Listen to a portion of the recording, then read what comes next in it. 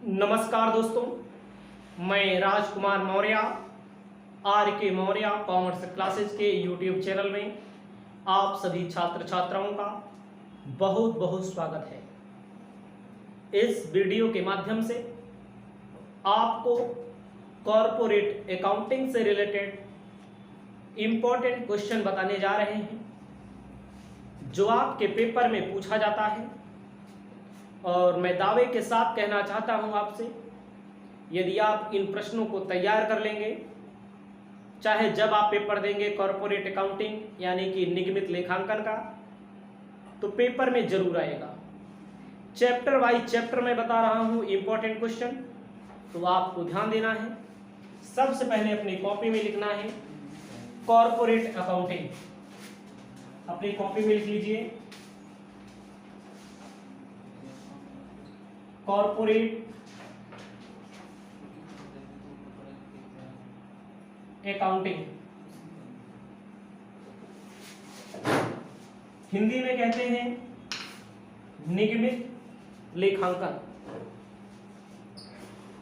आपको मैं बताना चाहता हूं, जैसे सबसे पहले आपके पेपर में आपके यहां आपके पास अगर बुक होगी तो सबसे पहला जो चैप्टर होगा कंपनी से परिचय के बारे में होगा, जिसमें अंशों का निर्गमन, अंशों का हरण, अंशों का पुनर्निर्गमन होता है। आपको मैं स्पष्ट तौर पर बताना चाहता हूं, अंश से संबंधित बीकॉम का पेपर आप देने जा रहे हैं तो बीकॉम के लेवल पर, एमकॉम का पेपर देने जा रहे हैं तो एमकॉम के लेवल पर क्वेश्चन पूछा जाता है।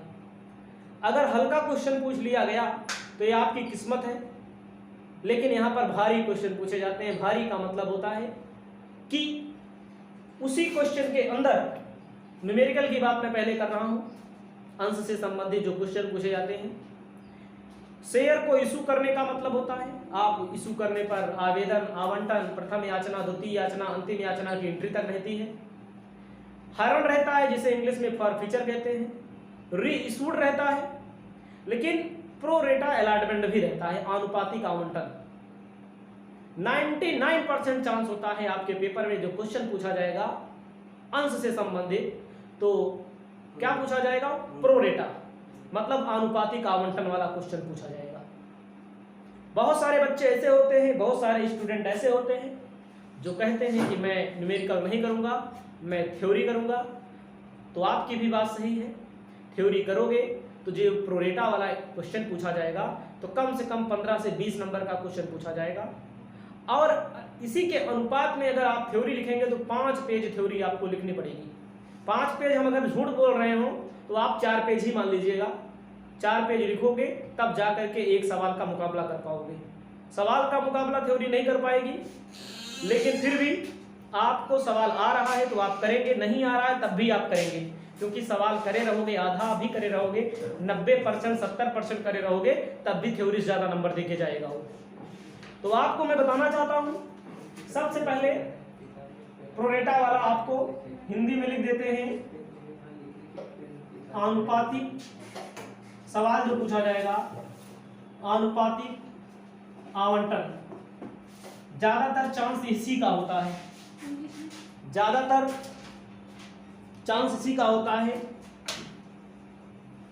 प्रो रेटा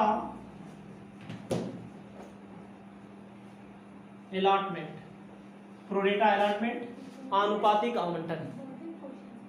ठीक है, इंपॉर्टेंट क्वेश्चन है। यहां से अगर आप न्यूमेरिकल करने की हिम्मत रखते हैं तो आप करेंगे। और मैं अपना बताना चाहता हूं, मैं जो कोचिंग पढ़ाता हूं, हमारे पास जो शेयर है, शेयर में डॉक्टर एस एम शुक्ला वाली बुक अगर आप ज्यादातर यही पढ़ाई जाती है अधिकतर विश्वविद्यालय में, और अधिकतर जगह 80% कब्जा मार्केट पर एस एम शुक्ला वाली बुक का है। स्पष्ट बता रहा हूं, किसी का मैं प्रचार नहीं कर रहा हूं, हमें प्रचार करने के लिए कोई पैसा नहीं दिया है। 80% कॉर्पोरेट अकाउंटिंग के या कॉमर्स के यूनिवर्सिटी में, चाहे आप यूपी ले लें, बिहार, राजस्थान, मध्य प्रदेश, झारखंड, छत्तीसगढ़, मतलब जो हिंदी भाषी राज्य हैं, चाहे इंग्लिश हो, तो एस एम शुक्ला वाली बुक का ही कब्जा है 80%।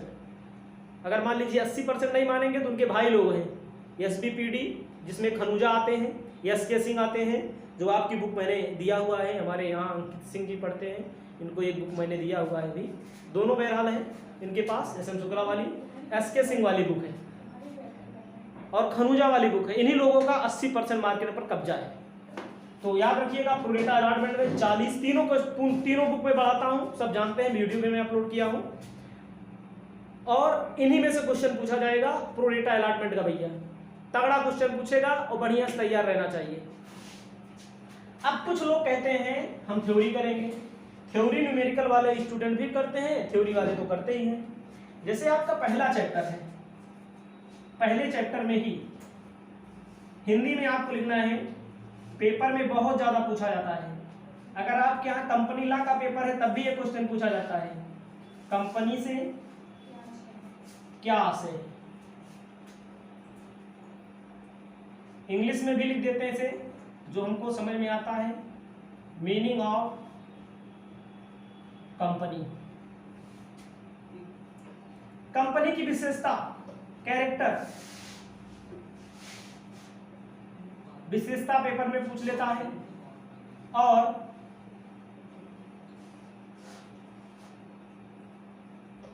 कैरेक्टरिस्टिक्स,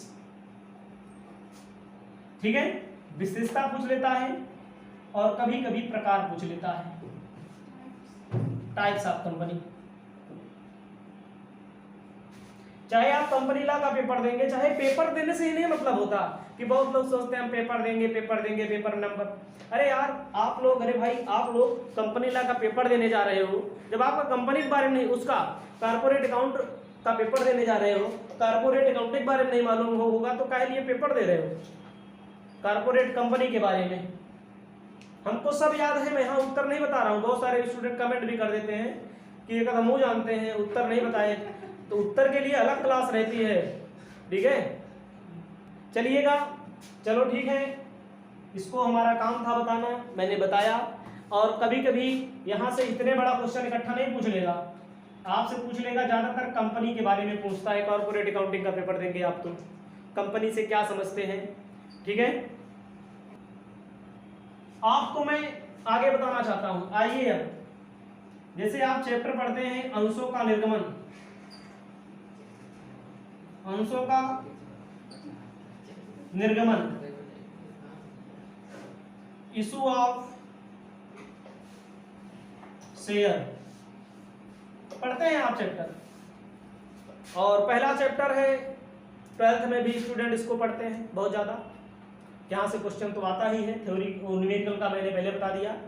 प्रोरेटा वाला ज़्यादा आएगा, जिसमें हरण वगैरह सब रहेगा, पुनर्निर्गमन रहेगा, सवाल की बात नहीं होगी यहाँ पर। पेपर में पहला क्वेश्चन यहाँ से पूछ सकता है, मान लीजिए 2 नंबर, 5 नंबर, 3 नंबर, वो जो पेपर में पूछा जाएगा उसको देखना अपना। अंश से आशय, मतलब अंश किसे कहते हैं, मैंने बताया है, कंपनी की पूंजी, कंपनी की कैपिटल जिस छोटे छोटे टुकड़ों में विभक्त होती है उस प्रत्येक टुकड़े को अंश कहते हैं ना। कंपनी के जो कैपिटल होती है, जिन छोटे छोटे पार्ट्स में बटी हुई होती है उसे कैपिटल कहते हैं। कंपनी जो होती है वो शेयर से ही चलती है। और आपको एक बात और मैं बताना चाहता हूं, अब आप चाहे मान लीजिए डिटेल में जा रहे हैं, चाहे जहां, जो स्टूडेंट शेयर कैपिटल के बारे में नहीं जानता, अंश पूंजी के बारे में, उसको भी जानना बहुत जरूरी है। क्यों जानना बहुत जरूरी है? मान लीजिए आपसे पूछ लिया फॉर्मेट, किसका फॉर्मेट, कंपनियों के अंतिम खाते, फाइनल अकाउंट ऑफ कंपनी भी होता है, जानना है, अभी आगे मिलेगा, अभी उसको मैं बता नहीं रहा हूं। उसके बारे में भी कहीं कहीं बैलेंस शीट के बारे में पूछ लेता है। जब आपको जितना नॉलेज रहेगा दिमाग में आपके उतना लिखोगे, जितना नॉलेज रहेगा उसी के आधार पर काम करेंगे आप। अब नॉलेज इनको नहीं है तो कैसे पेपर देने जाएंगे आप?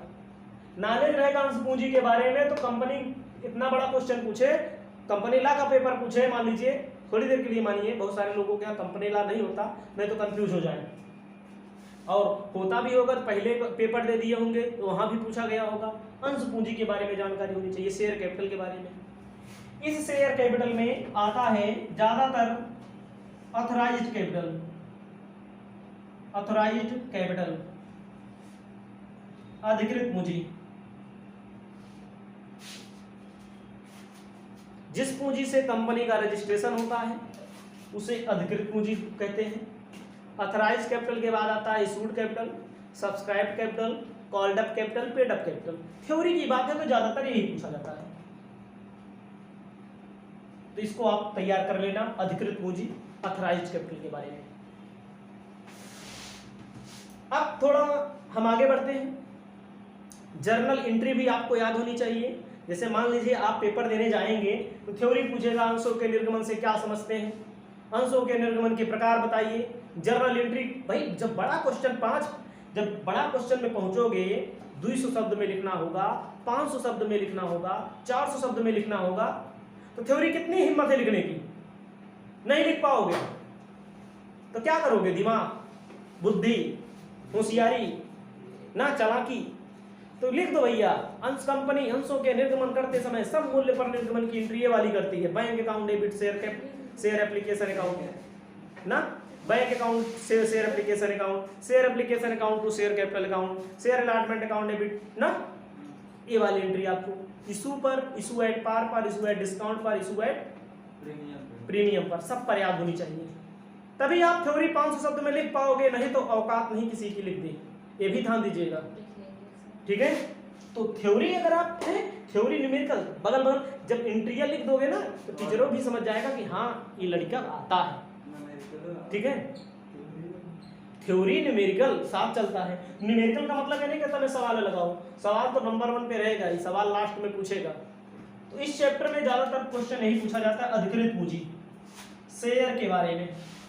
अब आते हैं अगला क्वेश्चन कौन पूछा जाएगा, थोड़ी नंबरिंग अपना डाल लीजिएगा। अगला क्वेश्चन जो पूछा जाएगा, ओवर सब्सक्रिप्शन, अति अभिदान। अगला होता है अंडर अल्प अभिदान। बहुत पूछा जाता है, 2 में से 1 पेपर में आपको मिलेगा। अति मतलब क्या होता है? ओवर, जैसे कंपनी ने 10,000 अंशों का निर्गमन किया। अब समझिए यहां भी दिमाग लगाने की जरूरत होती है। 50 शब्द कैसे पूरा होगा, हम बोल रहे हैं, आप गिन लीजिए। अति अभिदान किसे कहते हैं? कंपनी द्वारा निर्गमित किया गया, जितना इशू किया गया है उससे ज्यादा जब आवेदन आ जाता है तो क्या बोलते हैं? Over subscription. 50 शब्द हुआ, कहाँ हुआ? 25 का 20 शब्द हुआ होगा ना, हमको 15 लग रहा है, ठीक है, कोई बात नहीं। तो कैसे करेंगे इसको पूरा करने के लिए थोड़ा नियम जानना पड़ेगा। जब ज्यादा लोग आ जाते हैं, जिसे हम आपको पढ़ाते समय बताए हैं, जब हमने निमंत्रण किया, हमने पार्टी की, हम पार्टी किए हैं, क्या करते हैं, 10 समोसा मंगाए हैं, पार्टी करने वाले भी हैं। जब हमारे 25,000 सब्सक्राइबर होंगे, अभी जब वीडियो बना रहे हैं तो 25,000 सब्सक्राइबर नहीं है, पार्टी करेंगे, समोसा पार्टी करेंगे, और होने वाले हैं 10, 20, 25, कितना बाकी है? 40, 50, 60 बाकी है शायद, अभी चेक करेंगे, कल नहीं होगा, परसों नरसों में हो जाएगा, 2-3 दिन बाद। तो मान लीजिए थोड़ी देर के लिए हम समझा क्या रहे हैं, ओवर मंगाए हम 10 लोगों की नाश्ते की व्यवस्था किए, थोड़ी देर के लिए मानिए 10 लोगों के, और खाने वाले आ जाए 12 लोग, ठीक है, ठीक है। अगर हम 10 लोगों की व्यवस्था किए, खाने वाले लोग आ जाए बाहर, जैसे कभी कभी होता है हमारे यहाँ राहुल पढ़ते हैं, अनुज पढ़ते हैं, चले जाते हैं घूमने थोड़ी देर के लिए, अब पता लगा जब हम पार्टी दें तो ये 2 लोग घूमने के बाद कभी कभी वापस भी आ जाते हैं ना, ध्यान दीजिएगा। मैंने इसका नियम क्या है, 10 लोग हैं तो ठीक है, 2 लोग ज्यादा हैं, ये लोग का हम सोचे चले गए भैया घर, और पता लगा स्टेशन से फिर लौट आए ना, और पता लगा फिर 2 लोगों के लिए क्या करेंगे, या तो इनको वापस कर दिया जाए, या तो इनको कह दिया जाए अंकित भैया तुम कुछ दे दो, हम अपने तरफ से कुछ दे रहे हैं, इनको ही में एडजस्टमेंट कर दिया जाए। पढ़ाते समय मैंने बहुत बताया है, जब ज्यादा आ जाते हैं उनको वापस कर दिया जाता है, या तो उनको एडजस्टमेंट कर दिया जाता है। मैंने फीस का एग्जाम्पल भी दिया है, वो अलग बात है। अंडर का मतलब होता है जब कम आते हैं, हमारी बात समझिएगा, जब कम आते हैं ठीक है, उसे अल्प अभिदान कहते हैं। याद रखना, अल्प मतलब कम आते हैं, कम आते हैं तो जैसे 10 हैं, 8 लोग, 10 हमने व्यवस्था की, 8 आए, तो दो हमारा बच गया। कभी कभी होता अल्प अभिदान की दशा में अगर पूरा नहीं होता तो कंपनी फिर से जारी करती है, फिर से बुला लाती है, भैया उन्होंने बुला लाओ, फोन करेंगे, कहो राहुल हो, अनुज आइए यार यहाँ पार्टी है, होता ही नहीं। ये सारी चीजों को, ये सब समझाने का तरीका है थोड़ा से। अब आप आगे आएंगे, थोड़ा आगे बढ़ेंगे। आप जानते हैं अंशों को सम मूल्य पर, प्रीमियम पर, कटौती पर, 3 पर निर्गमित किया जाता है ना, तो इससे रिलेटेड एंट्री भी याद होनी चाहिए थोड़ा बहुत। अब एंट्री ना याद हो बात बेकार है भाई फिर। अब आइए थोड़ा आगे, थोड़ा जब आप आगे चलेंगे तो इसमें पूछता है अवशिष्ट याचना, समझिएगा, याचना, कॉल्स इन एरियर, छोटे छोटे क्वेश्चन हैं, एक भी क्वेश्चन अगर छूट गया तो जान लीजिएगा कि 2 नंबर कम, 4 नंबर कम, कॉपी चेक होगी। अगला है अग्रिम याचना, कॉल्स इन एडवांस। अवशिष्ट का मतलब जब कंपनी शेयर को इशू करती है तो खरीदने वाले क्या आते हैं, जब कम आवे तो क्या बोलते हैं, कॉल्स इन एरियर। नहीं यार, अवशिष्ट याचना मतलब जो लोग किस्त का भुगतान करने में त्रुटि कर दें, याचना का भुगतान करने में त्रुटि कर दें, उसे बोला जाता है calls in arrear. Calls in arrear के 2 नियम हैं, भारत में दो नियम है, ऑल इंडिया में मतलब पूरे विश्व में 2 नियम है। एक होता है company calls in arrear account खोलती है, एक होता है company calls in arrear account नहीं खोलती है। तो जब company calls in arrear account खोलती है तो एंट्री होती है जो bank account debit, calls in arrear account debit to share call, मतलब फर्स्ट कॉल सेकंड कॉल जो भी हो, ये एंट्री होती है। देखो जब 5 नंबर में पूछेगा, 10 नंबर में पूछेगा तो उसके लायक आपको लिखना पड़ेगा। हम इतनी गहराई से काहे बता रहे हैं, हमको मालूम है तो हम बता दे रहे हैं।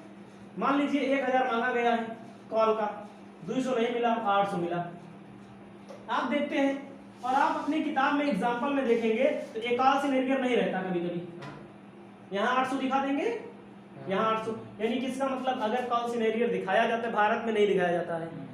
जो लोग यहाँ पर कराते हैं, बहुत पढ़ाई कराते समय कॉल्स इन एरियर यहाँ नहीं लिखना चाहिए, क्योंकि आप अपनी किताब में देखेंगे तो कहीं लिखा नहीं रहता है, सिर्फ 800। यहाँ इसका मतलब हुआ कॉल्स इन एरियर का खाता नहीं खुलता, और एरियर रहेगा जिसका मतलब खाता खुलता है। बात वही पड़ेगी, उससे ज़्यादा कोई फर्क नहीं पड़ेगा। और आपको बताना चाहते हैं जो लोग नहीं दे पाते उनके ऊपर ब्याज लगाया जाता है, जो लोग पहले दे देते हैं, बहुत सारे लोग अग्रिम याचना का भुगतान, अग्रिम कॉल्स इन एडवांस का मतलब क्या होता है, जो लोग पहले पेमेंट कर देते हैं उसे कॉल्स इन एडवांस कहते हैं। कॉल्स इन एडवांस का मतलब होता है जब पैसा मिलता है तो एंट्री क्या होती है, bank account debit to share call account to calls in advance account, फिर बाद में उसको एडजस्टमेंट किया जाए। देखा भैया, जब थोड़ी बहुत एंट्री वगैरह लिखेंगे ना उससे प्रभाव पड़ता है टीचर के ऊपर। प्रभाव क्या, अच्छा नंबर मिलेगा। तो हम बता रहे हैं ना, हमको याद है हम बता रहे हैं, आपको नहीं याद है तो हम उसको भी बता रहे हैं, ताकि आप होशियार रहें, सतर्क रहें, जागरूक रहें। अगर आप जागरूक रहेंगे तो आप भी लोगों को बताने का कार्य करेंगे। तो अग्रिम याचना की एंट्री क्या होती है, और सब पढ़ाते समय जो मैंने वीडियोस बनाए हैं, एक एक वीडियो में, एक एक लाइन में मैंने बड़ी मेहनत से, बड़ी शिद्दत से वीडियो बनाया हुआ है, और आपको कहीं लाइन से नहीं मिलेगा। बीकॉम एमकॉम का वीडियो हमारे पास पूरा लाइन से एक एक क्वेश्चन बताया गया है। तो आगे चलते, थोड़ा अब आगे, इतना हम मिटा देते हैं, पहले इसको लिख लीजिएगा लिखने वाले। आपको मैं बताना चाहता हूँ आगे इसी चैप्टर में, समझिएगा थोड़ी देर के लिए, अंशों का हरण, थोड़ी देर के लिए समझिए। शेयर फॉरफीचर, पेपर में बहुत उछलता है क्वेश्चन ये वाला। 5 नंबर में अगर पूछेगा, यानी कि कम नंबर में, 5 नंबर मानिएगा, क्योंकि भाई अलग अलग विश्वविद्यालय में नंबर में भी इधर उधर होता है। अंशों का हरण बड़ा शानदार क्वेश्चन है। जब कोई अंशधारी, जब कोई शेयर होल्डर याचना का भुगतान नहीं करता तो कंपनी उसके पास नोटिस भेजती है। उस नोटिस का पालन नहीं करता तो कंपनी क्या कर लेती है, उसको छीन लेती है। जैसे पड़ोसी लोग, देखो गाड़ी कईयों खड़ी करिए हैं, हम जहाँ वीडियो बनाते हैं, जहाँ कोचिंग पढ़ाते हैं, हमारे बगल में छोटी सी बेचारे लोग ऑफिस खोले हैं, तो क्या करते हैं, हेलो किस्त का भुगतान करो, नहीं तो आएंगे गाड़ी उठा ले जाएंगे, अभी हमको जानते नहीं हो। अब क्या करें वो लोग भी, उन लोग को कंपनी के ऊपर से दबाव रहता है। हमारी बात समझिएगा, आपको आगे बताते हैं, थोड़ी देर के लिए सुनिएगा कि जब आप कोई गाड़ी खरीदते हैं, किस्त का भुगतान नहीं कर पाओगे तो गाड़ी क्या हो जाएगी, गाड़ी उठा ले जाएंगे। उसी प्रकार आप शेयर खरीदे हैं, शेयर की काल का भुगतान नहीं करेंगे, ध्यान दीजिएगा, अगर जैसे हम गाड़ी को जो लोग अंश खरीदे हैं, शेयर का भुगतान नहीं करेंगे, किस्त का भुगतान नहीं करेंगे, मतलब कॉल का, तो कंपनी क्या कर लेगी, छीन लेगी और पैसों जब्त और अंशों जब्त हो जाता है। तो छीनने के 3 तरीके होते हैं, 4 तरीके होते हैं। छीनने का पहला तरीका एंट्री, याद रखना, नहीं तो थ्योरी वाले बहुत ज्यादा उछलते हैं, हमसे मिलते हैं रास्ते में, कहीं मिल रहे हैं, अरे हम गुरुजी थ्योरी लिख के टॉप कर देंगे। थ्योरी अंशों का हरण जब पूछेगा तो क्या लिखना पड़ेगा भाई, मीनिंग लिखना पड़ेगा, एंट्री आपको लिखना पड़ेगा। जब किसी शेयर को, नियम मैंने बताया, इसका वीडियो स्पेशल मैंने बनाया है, इसका स्पेशल वीडियो बनाया, 20-25 मिनट का वीडियो है, आपको मिल जाएगा, आप सभी स्टूडेंट को, और यूट्यूब पर भी हो सकता है वो। तो आपको मैं बताना चाहता हूं क्या बोल रहा हूं मैं, सुमित जी मैं क्या बोल रहा हूं, आप लोग समझिएगा कि सम मूल्य पर निर्गमित अंशों का हरण, जो शेयर एट पार पर इशू किया गया था उसको फॉरफिट करते समय कौन सी एंट्री होगी। जो शेयर प्रीमियम पर इशू किया गया था, बताया है प्रीमियम मिला है कि प्रीमियम नहीं मिला है, डिस्काउंट वाला, भैया वहां से क्वेश्चन पूछता है और लिखना भी पड़ता है, टॉप मॉडल का क्वेश्चन होता है। इस क्वेश्चन का जवाब आप किस क्वेश्चन के जवाब में लिखेंगे, प्रोरेटा अलॉटमेंट, जो मैंने पहला बताया वीडियो के माध्यम से, इस पहले वीडियो में, प्रोरेटा के जवाब में अगर आपको थ्योरी लिखनी है तो यही थ्योरी मिलेगी, पेपर में उठा करके देख लीजिएगा, दावा करता हूं उसके जवाब में यही थ्योरी आपको लिखना पड़ेगा, और आपको, आपसे उम्मीद करते हैं आप लिख लेंगे सब पूरा सिस्टमेटिक। भैया अभी वाला चैप्टर होता है समाप्त ना, अरे इंट्रिया नहीं बताए तो इंट्रिया के लिए अलग वीडियो बनेगा कि वहीं यहाँ चलाएंगे, ठीक है, सब बताया जाएगा, सब बताया गया है। अब बताने लगेंगे तो जैसे कहते हैं, एक हमारे गांव बगल में एक बार रामायण हो रहा था, तो एक जने आए कहे भैया फिर शुरू करो तो क्या कहते हैं, अब भैया फिर शुरू कर देंगे। अब मान लो भैया और कोई आ जाए कहे आप नहीं बताए हैं, तो फिर मामला गड़बड़ हो जाएगा, ठीक है। अब अगला चलते हैं, ठीक है, बुरा मत मानिएगा हमारी बातों को। आप लिखिए ऋण पत्र, डिवेंचर, दावा है हमारा, 30 नंबर का क्वेश्चन पेपर में पूछा जाएगा, 30 नंबर, 40 नंबर हमारे सामने देखने का कष्ट करेंगे। डिवेंचर पेपर में अगर 5 नंबर में पूछेगा तो मीनिंग ऑफ डिवेंचर, समझ रहे हो, ऋण पत्र से आशय, अब पढ़ लीजिएगा, ऋण पत्र से आशय 5 नंबर में पूछेगा तो, 10 नंबर में पूछेगा तो क्या पूछेगा, प्रकार, छाप दो प्रकार ना, बहुत आसान क्वेश्चन है। अब इसी के अंदर वो घुस के कभी कभी पूछता है, समझ रहे हो नहीं, कैसे पूछता है, इसी के अंदर कैसे घुसेगा, घुस जाएगा, भैया तुम बताओ पंजीकृत ऋण पत्र क्या है, रजिस्टर्ड इंग्लिश में बोलेंगे, पंजीकृत पूछ लिया, यूं कई लोग कंफ्यूज हो जाते हैं, सबका स्पेशल वीडियो बना है, आप लोग ये मत समझिएगा, समझ रहे हो, मिल जाएगा आप लोग को, बता दिया जाएगा फिर से जी। पंजीकृत को अंग्रेजी में बोलते हैं रजिस्टर्ड, और हिंदी में बोलते हैं पंजीकृत, और एक 8 नाम को बोलते हैं, ठीक है, पंजीकृत। और कभी कभी इसका भाई जो होता है वाहक, बियरर, इंग्लिश में बियरर, ये पूछता है, और सबसे ज्यादा ये वाला पूछ लेता है, नग्न ऋण पत्र कभी कभी दे देता है। ये लोग सोचते ही कहा है ना, ये नग्न को बोलते हैं असुरक्षित, समझ रहे हो बच्चा, अनसिक्योर्ड, ठीक है, अनसिक्योर्ड मतलब जैसे हम सुमित से 1000 रुपया लोन मांगे अभी, तो अगर हमको दे दे, ले गुरुजी ले जाओ, देना जब मन का है, नहीं मन गया जिंदा, ठीक है। तो क्या बोलते हैं, नग्न ऋण ना, नग्न ऋण बोलेंगे क्योंकि हमारे इन्होंने हमसे कोई सिक्योरिटी नहीं दी ना। अगर कहा नहीं अपनी स्टैंड में दे दे जो मोबाइल बना रहे हैं वो वीडियो, हाँ एक क्या बोलेंगे, सिक्योर्ड बोल देंगे। बहुत पूछा जाता है भैया, मजाक में नहीं बता रहे, सब हल्के में इसे हम भले बता दे रहे हैं, समझ रहे हो, ठीक है। अब देखो निर्गमन की बात हुई। अब देखा भैया, जब इसका जवाब देना हो 500 शब्दों में तो याद रखना डिवेंचर के एंट्री कुछ याद कर लेना, 10 to 5 एंट्री होती है डिवेंचर पे, समझ रहे हैं। अब इसी चैप्टर के माध्यम से पूछता है, इसी चैप्टर के माध्यम से सहायक प्रतिभूति लिखो, कोलेट्रल सिक्योरिटी, बहुत पूछता है पेपर में, लेकिन लॉन्ग नहीं पूछेगा, शॉर्ट ही पूछेगा ये वाला क्वेश्चन, सहायक प्रतिभूति। और आपको मैं बताना चाहता हूं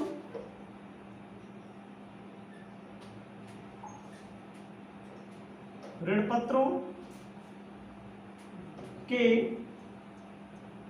शोधन से आशय,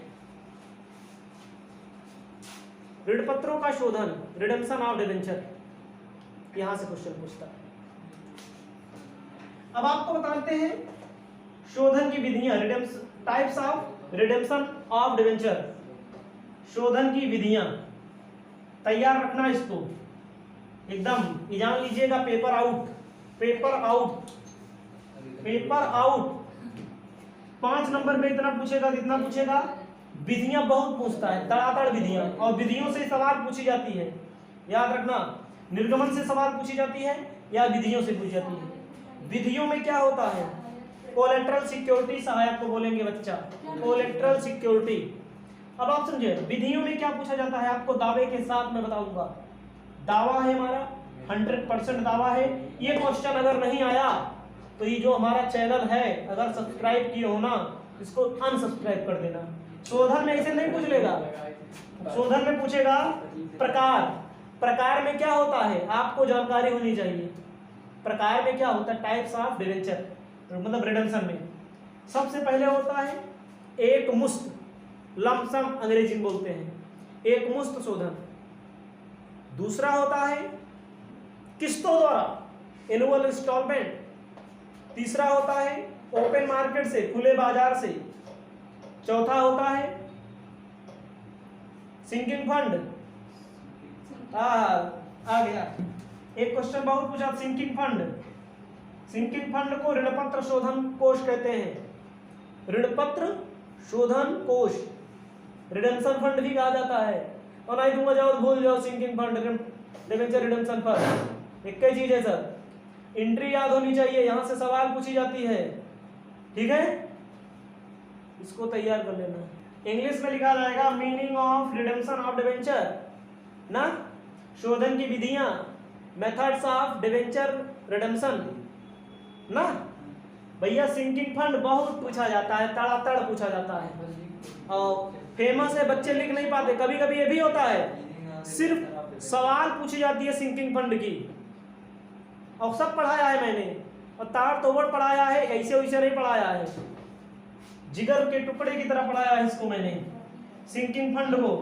सिंकिंग फंड के बाद शोधन कोष की विधियां मैंने बताया, लमसम विधि, सुनिए हमारी बात, एक मुश्त, किस्तों द्वारा, खुले बाजार के द्वारा, सिंकिंग फंड के द्वारा, बीमा पॉलिसी ले ली जाती है, हराज शोधन कोष ले लिया जाता है।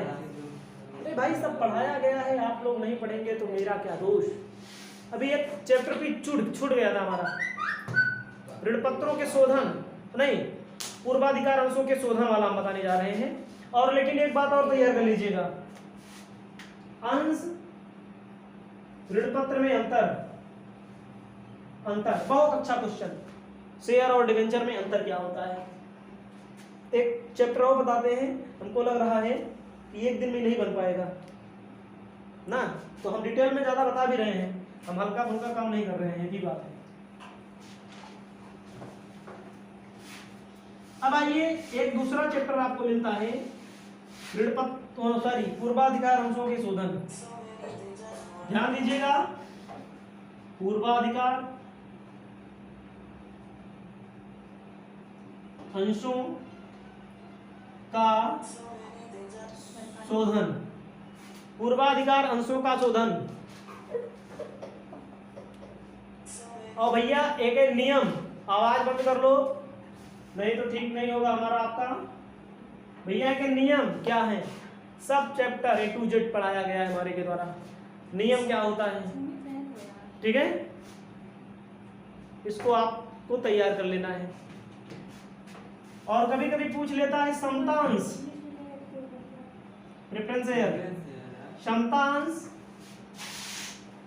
पूर्वाधिकार अंश में अंतर, सब याद होना चाहिए। अब इतना नहीं याद है पेपर देना बेकार है। नमस्कार दोस्तों, मैं Rajkumar Maurya RK Maurya commerce classes में आपका बहुत बहुत स्वागत है। इस वीडियो के माध्यम से कॉरपोरेट अकाउंट के महत्वपूर्ण क्वेश्चन जो आपके पेपर में पूछे जाते हैं, जहां से आप अधिकतम अंक प्राप्त कर सकते हैं, बताने जा रहे हैं। इसके पहले भी मैंने एक वीडियो उपलब्ध करा दी है जिसमें मैंने शेयर के बारे में, शेयर से रिलेटेड कौन कौन से क्वेश्चन, प्रेफरेंस शेयर से रिलेटेड कौन कौन से क्वेश्चन, डिवेंचर से रिलेटेड, रिडम्पशन ऑफ डिवेंचर से रिलेटेड क्वेश्चन मैंने बता दिए हैं। आपको उस वीडियो की लिंक मैं डिस्क्रिप्शन में दे दूंगा, जहां से आप प्राप्त कर लेंगे। आपको यहां पर मैं बताना चाहता हूं कि अब आपको पहुंचना है, एक नया चैप्टर आपके पेपर में मिलेगा आपको, फाइनल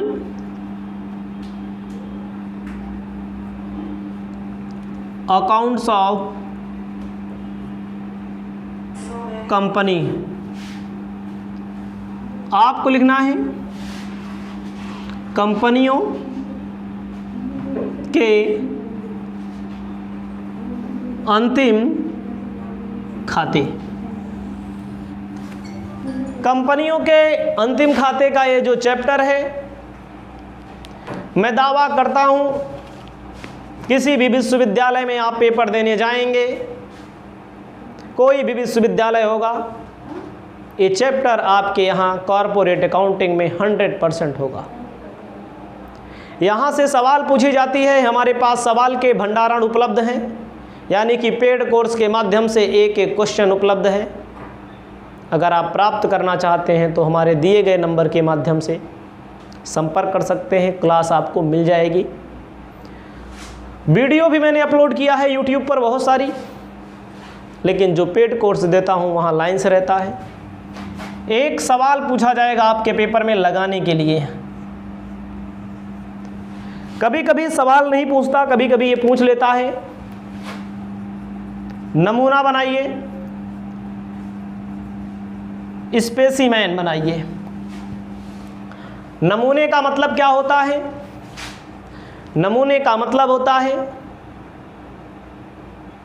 कि आप प्रारूप बनाइए स्टेटमेंट ऑफ प्रॉफिट लॉस का, आप प्रारूप बनाइए बैलेंस शीट का। कंपनी वाला बनाना है। बहुत सारे बच्चे ऐसे होते हैं जो पढ़ाई में ध्यान नहीं देते हैं, जो 1-2 दिन में तैयारी करना चाहते हैं, तो जो इंटर में पढ़े होते हैं 11 में, इंटर में भी नहीं है, अभी 11th में है, तो कंपनी वाला बनाओगे तब नंबर मिलेगा, ना कि आप बना दोगे व्यापार वाला। हमारी इस बात को गौर कर रखिएगा। नमूना जरूर बना के आइएगा, क्वेश्चन जरूर सॉल्व करके आइएगा, एक भी क्वेश्चन आप अपने पेपर में छोड़ेंगे नहीं। अब बात आती है, एक चैप्टर आपको मिलेगा जो बहुत सबसे आसान चैप्टर हमारे अनुसार, वैल्यूएशन ऑफ गुडविल। देखो पेपर में अगर 1-2 सवाल लगाओगे तभी आपको अच्छा नंबर मिलेगा, ये मैं बता देता हूँ। आप सोचेंगे पूरी थ्योरी कर दें, आप सोचेंगे पूरी थ्योरी कर दें तो आपको नंबर नहीं मिलेगा उस अनुपात में। पास तो सब हो जाएंगे, पास तो सब हो जाएंगे, पास होना अलग बात है, ख्याति का मूल्यांकन। इस चैप्टर से आपको आपके पेपर में 20 से 35 नंबर तक के क्वेश्चन आपको मिल सकते हैं, 30 नंबर तक के क्वेश्चन आपको मिल सकते हैं। आप कभी भी किसी भी पुराने वर्ष का पेपर उठा करके चेक कर लीजिएगा, कहीं ना मिले तो हमारे चैनल पर प्लेलिस्ट बनी है बीकॉम एमकॉम क्वेश्चन पेपर। हमारे पास क्वेश्चन पेपर मांगने के लिए फ़ोन मत करिएगा कभी भी, क्योंकि हमारे पास जो भी आंकड़े हैं, जो भी डाटा हैं, सब या तो ऐप पे रहते हैं या तो यूट्यूब चैनल पे रहते हैं, क्योंकि हम बहुत व्यस्त रहते हैं। तो आपको मैं बता देता हूँ, प्लेलिस्ट है हमारी, यूट्यूब पर जाएंगे, प्लेलिस्ट में बीकॉम एमकॉम क्वेश्चन पेपर लिखा हुआ है, पब्लिक है, प्राइवेट नहीं रखा है। उसी में आपको कॉर्पोरेट अकाउंटिंग, ऑडिटिंग वगैरह की प्लेलिस्ट में आपको क्वेश्चन पेपर मिल जाएंगे।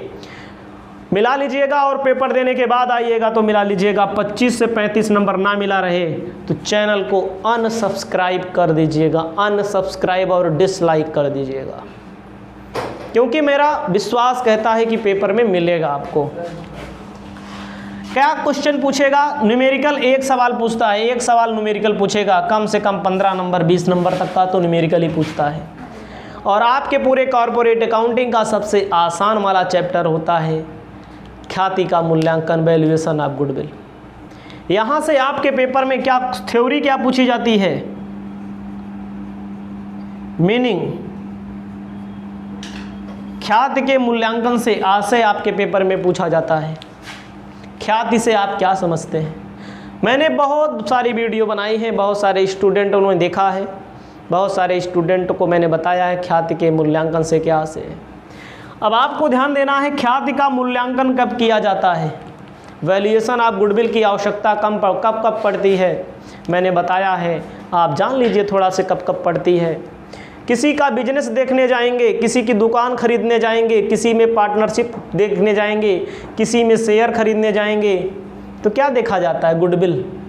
आप कहीं पर दुकान खरीदने जाएंगे किसी की, तो क्या ऐसे दुकान का शटर देखेंगे, कमरा देखेंगे, सामान देखेंगे, खरीद लेंगे? एरिया वगैरह देखेंगे, एरिया के अलावा उसका नाम उम कुछ था कि बदनाम तो नहीं है? बदनाम को कोई नहीं पूछेगा, नाम होगा तो जितने की संपत्ति होगी उससे ज़्यादा दाम दिया जाएगा।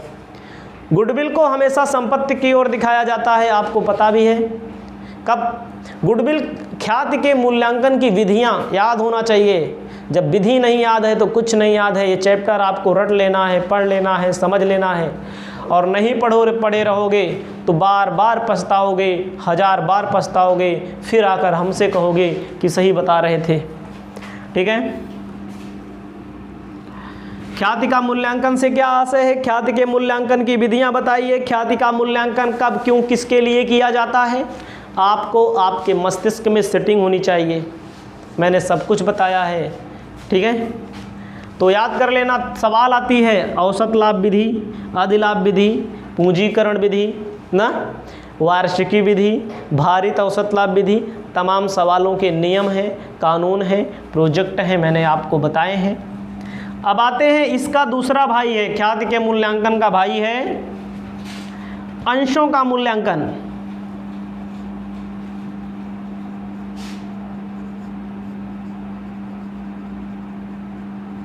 Valuation of share. बहुत पूछा जाता है क्वेश्चन यहाँ से, न्यूमेरिकल भी पूछा जाता है, थ्योरिकल भी पूछा जाता है। वही हाल यहाँ पर भी है। 20 से 30 नंबर आपसे पूछ लेगा ख्याति संपत्ति अंशों के मूल्यांकन से आप क्या समझते हैं, अंशों का मूल्यांकन कब किया जाता है? जब हमें किसी कंपनी के शेयर का मूल्य मालूम करना हो, शेयर के मूल्य की वैल्यू मालूम करना हो, तो हम इसे अंशों का मूल्यांकन करते हैं। कब कब करते हैं? जब किसी कंपनी का आप शेयर खरीदना चाहते हो, जब कोई कंपनी बिकने वाली हो, जब किसी कंपनी में आप पार्टनर बनना चाहते हो, आप ही नहीं कोई और, जब कोई कंपनी अन्य कंपनी को खरीदना चाहती हो, जब कोई कंपनी सूत्रधारी बनाना अपनी सहायक कंपनी बनाना चाहती हो, तमाम चीज़ें हैं, सब वीडियो में बताया गया है। क्या अंशों के मूल्यांकन से आशय, अंशों का मूल्यांकन वैल्यूएशन ऑफ शेयर कब किया जाता है और इसकी क्या हैं विधियाँ? विधियों में संपत्ति विधि है, आय विधि है, उपार्जन क्षमता विधि है, उचित मूल्यांकन विधि है, तमाम विधियां हैं। एक एक सवाल मैंने पढ़ाया है। जो स्टूडेंट पढ़े होंगे वे तैयारी से जाएंगे, जो नहीं पढ़े होंगे वे बिना तैयारी के जाएंगे और क्वेश्चन को तो छोड़ के नहीं आना है, चाहे जो हो जाए, चाहे धरती इधर से उधर हो जाए, लेकिन क्वेश्चन को छोड़ कर नहीं आना है। ये आपका हो गया 3 चैप्टर के महत्वपूर्ण टॉपिकों के बारे में मैंने बताया। अभी आगे भी हम आपको बताने का काम कर रहे हैं, आप देखते रहिए। आपको ध्यान देना है, एक चैप्टर आपको मिलेगा एकीकरण, अमलगमेशन। बहुत ढांसू चैप्टर है भैया ये। अमलगमेशन वाला जो चैप्टर है ढांसू चैप्टर है, मतलब कि यहाँ से न्यूमेरिकल भी पूछा जाता है, लेकिन बहुत बड़ा बड़ा क्वेश्चन है। हमारे पास पूरी वीडियो उपलब्ध है, वो बात अलग है, लेकिन मैं कहूँगा यही कि आप इसकी थ्योरी तैयार करके जाएंगे। ढांसू नंबर चैप्टर है, ढांसू थ्योरी तैयार करके जाएंगे। ढांसू होता है, चलिए कोई बात नहीं है। एकीकरण पेपर में पूछता है, एकीकरण से क्या आशय है, तो बहुत लोग 2 लाइन लिख देते हैं, एकीकरण से आशय 2 कंपनी मिल जाए बस। आपको क्या करना है, जब 2 या 2 से अधिक कंपनियां मिल करके एक नई कंपनी की स्थापना कर देती हैं, उसे एकीकरण कहा जाता है, अमलगमेशन कहा जाता है। जैसे बोडा अलग थी, आइडिया अलग थी, और जो नई कंपनी बनी वो कंपनी है VI। समझ में आया? इसे एकीकरण कहेंगे। इसकी विशेषताएं भी होती हैं, इसकी विशेषताएं कैरेक्टर होते हैं इसके। और हस्तांतरक, ट्रांसफेरर और ट्रांसफेरी कंपनी की पुस्तकों में जर्नल एंट्री बहुत पूछता है, बहुत तगड़ा तगड़ा क्वेश्चन। ट्रांसफेरर और ट्रांसफेरी कंपनी की पुस्तकों में याद रखिएगा हमारी बातों को। आप जब पेपर देने बैठेंगे तो ये वाला क्वेश्चन जरूर मिलेगा आपको थ्योरी में। अब लॉन्ग में पूछेगा तो विशेषता भी पूछेगा, और ट्रांसफेरर ट्रांसफेरी हस्तांतरक एवं हस्तांतरी कंपनी की पुस्तकों में जर्नल प्रविष्टियाँ याद रखना बच्चा, नहीं तो गड़बड़ हो जाएगा। अगला है समविलयन। ध्यान दीजिएगा, समविलयन क्या है? जब 2 कंपनियां आपस में मिल जाती हैं उसका सम्मिलन कहते हैं। इनमें 2 कंपनी मिलेगी, एक चलती रहेगी और एक बंद हो जाएगी। तो अच्छे से पढ़ाया गया है जहाँ पर, वहाँ पर अच्छा आपको मिलेगा। यहाँ पर तो केवल उत्तर बताया जा रहा है कि आपके पेपर में कौन से क्वेश्चन आते हैं। ठीक है, सम्मिलन को बोलते हैं एब्जॉर्बेशन, एब्जॉर्ब करना। एक कंपनी दूसरी कंपनी को अपने में समाहित कर लेगी। आपको ध्यान देना है। अब आते हैं थोड़ा बाहर, पुनर्निर्माण, निर्माण, रिकॉन्स्ट्रक्शन।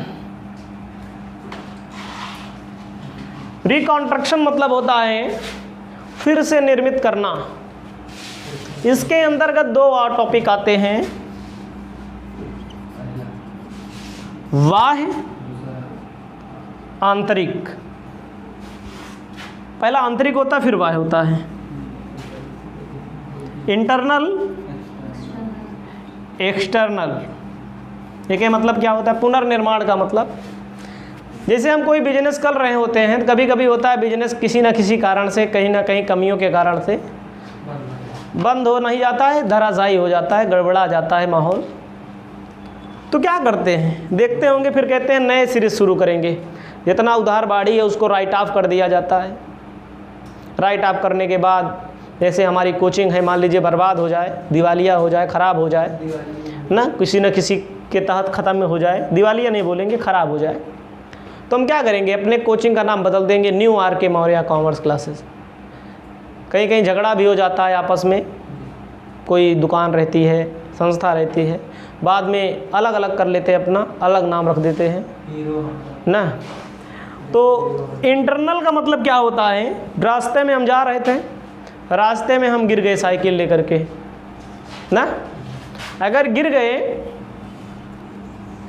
रास्ते में, अगर हम जा रहे हैं और रास्ते में अगर हम गिर गए तो क्या होगा? खुद उठेंगे और फिर झाड़ेंगे, पोछेंगे, मिट्टी उट्टी साफ करेंगे, चलने लगेंगे। वो का बोलेंगे इंटरनल, आंतरिक पुनर्निर्माण। मतलब जब कोई कंपनी है कुछ ना कुछ कमी आ जाती है तो खुद में सुधार कर लेती है। और रास्ते में गिर गए, उठने की हालत नहीं है, दूसरा कोई उठा दिया तो क्या बोलेंगे? बाहरी से सपोर्ट लिया जाना, इसे कहेंगे बाह्य पुनर्निर्माण, एक्सटर्नल। तो उसी प्रकार कंपनी में भी होता है, पढ़ाया है, अब इस तरह थोड़ी बता रहे हैं। अब एक चैप्टर का नाम है आपके यहाँ सूत्रधारी कंपनी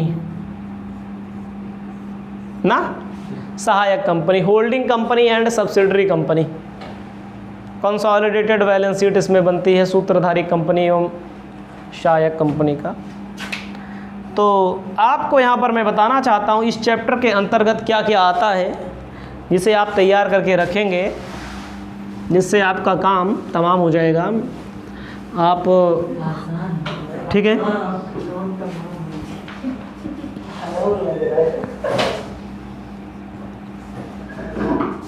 सूत्रधारी कंपनी में मतलब होल्डिंग कंपनी पूछता है, सूत्रधारी कंपनी से क्या आशय है, मीनिंग ऑफ होल्डिंग कंपनी। और इसी में पूछता है सहायक कंपनी, ध्यान दीजिएगा, इसी में सबसे ज़्यादा पूछता है अल्पहित। और यहाँ से मैं आपको बताना चाहूँगा 100% एक सवाल 20 से 15 नंबर की आएगी, पक्का, कोई रोक नहीं सकता, कोई टोक नहीं सकता। सूत्रधारी कंपनी से क्या आशय है, सहायक कंपनी से क्या आशय है, अल्पहित क्या है। इन्हीं में से आपको थ्योरी एक मिलेगी या 2 मिल सकती है, और एक न्यूमेरिकल मिलेगा धांसू वाला, ठीक है। अब बात रही, बहुत सारे स्टूडेंट ऐसे होते हैं जिनके यहाँ भाई अलग अलग सब्जेक्ट, जैसे कहीं कहीं पर आपको मिल जाएगा कॉर्पोरेट अकाउंटिंग में प्रबंधकीय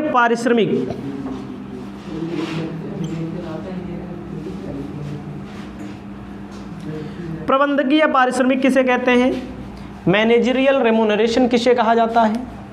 प्रबंधकीय पारिश्रमिक में आपको बताना चाहते हैं से क्या आशय है, इसको कैसे, इसका रेट वगैरह होता है। आपके पेपर में यहाँ से क्वेश्चन भी पूछा जाता है। और कभी कभी एक आता है कंपनियों का समापन, कंपनियों के समापन से क्या आशय है, कंपनियों के विघटन से क्या आशय है, यहाँ से भी एक क्वेश्चन पूछा जाता है। हमारी बातों को ध्यान में रखिएगा, पेपर देते समय आपको हम ज़रूर याद आएंगे, और हमने बताया है और आपको आपके पेपर में ज़रूर आएगा, इसको लिख लीजिए। इसी के साथ इस वीडियो को हम समाप्त करेंगे, फिर मिलेंगे किसी और वीडियो में, तब तक के लिए नमस्कार।